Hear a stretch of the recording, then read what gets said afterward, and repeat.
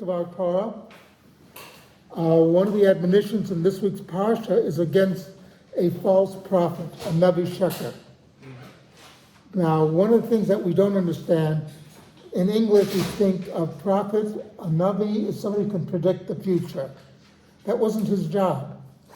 His job was to let people know what they were doing that was wrong. So it didn't make them very popular.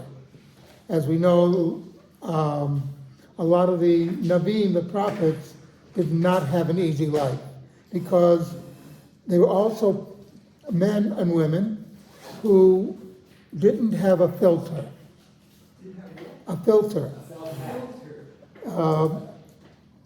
Or a felt hat. No, but all joking aside, they would say exactly what they thought.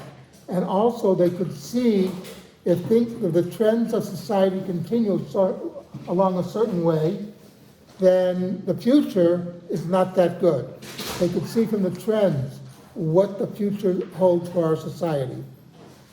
And the false prophets were people who either were saying all the nice things that everybody wanted to hear, or trying to convince people to go a different way. One of the keys to whether or not somebody's a true or false prophet is, do they keep the mitzvot? Do they recommend you keep the mitzvot? A prophet would never violate the mitzvot, and he would never tell anybody not to keep the mitzvot.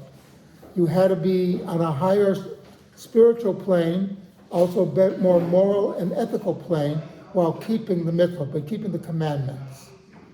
So, today we have a lot of people who think they're real prophets, and they always start off saying something when they want to criticize Israel or the Jewish people. As a Jew, the minute they start off saying, as a Jew, you know they're going to be attacking Jews.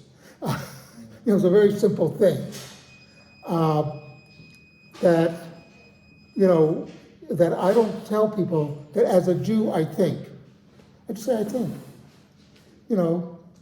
That's the way we are.